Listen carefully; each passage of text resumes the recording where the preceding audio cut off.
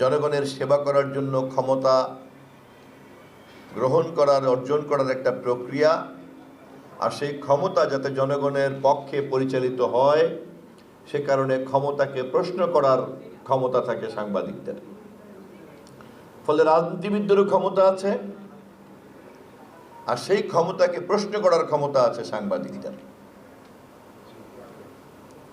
এবং রাজনীতিবিদরাও ক্ষমতা চান জনগণের কল্যাণের জন্য, সাংবাদিকরাও সেই কল্যাণের জন্য ক্ষমতা ব্যবহার হচ্ছে কি হচ্ছে না সে কারণে ক্ষমতাকে প্রশ্ন করার ক্ষমতা রাখেন। কিন্তু দুর্ভাগ্য হচ্ছে, এই ক্ষমতাকে রাজনীতির নামে যদি কেউ অপব্যবহার করে,